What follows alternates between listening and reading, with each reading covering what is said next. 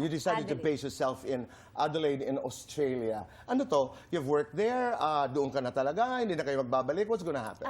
Kasi nagplan po kami ako na mag-move na sa Australia kasi kasal po ako sa asawa ko na base sa Australia. Okay. Citizen po siya doon. So, nung nangyari yung pandemic, may fear po tayo na nagko-close po kasi yung mga borders eh.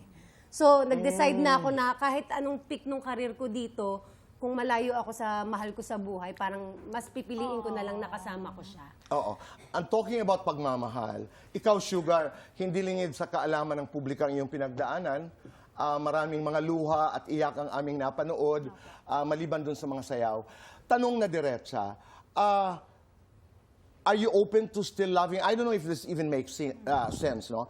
Are you open to loving again, or have you decided na pahinga na muna ako? Nag-decide po talaga ako na pahinga na muna ako.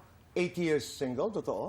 Or even more? Yes, 8 Okay. years single. And sa dami ko pong naranasan kasi nung panahon first boyfriend ko, una kong asawa, 22 cases sa sarili kong asawa. So, 4 months lang yung baby ko, 2 years old, dala-dala ko sila sa korte. So, ang laki rin ng trauma ko doon na nangyari sa akin. But, thank you Lord, okay kami, nakuha sa dasal, okay na kami, may asawa na rin siya, annulled ako, okay kami, okay sila ng mga anak ko. Yun yung importante po sa akin. Ang importante sa akin, yung may katahimikan yung puso ko, lalo na yung mga anak ko. Ang una po sa akin kasi ngayon, mga anak ko bago ako.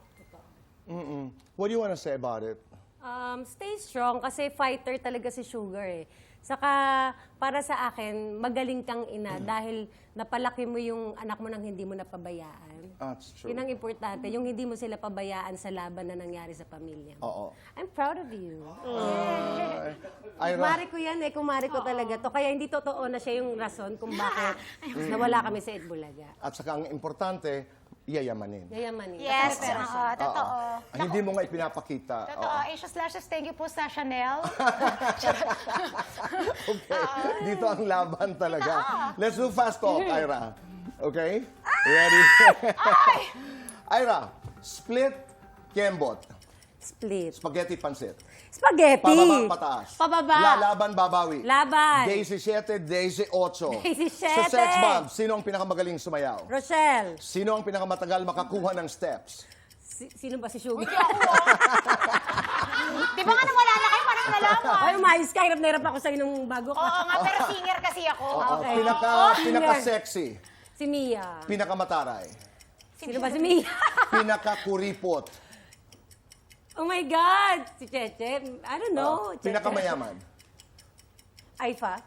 Magandang katawan, malambot na katawan. Rochelle Pangilinan. Kagandahan o kasikatan? Kagandahan. Australia, Pilipinas. Oh my God. Pwede both. Namimiss mo sa Pilipinas. Yung pamilya ko. Happiest moment of your life. With my husband. Lights on or lights off? Lights off. Happiness or chocolates? Happy na! Best time for happiness. Ha? Sorry. Best time for happiness. Ano ba? Working. Different challenges. Oh, happiness. Huling sayaw, kanino mo iaalay? Well, sa mom ko. Kasi siya yung reason kung bakit ako nagsimula sa sex bomb at gusto ko yung huling sayaw ko sa kanya ko pa rin i-dedicate.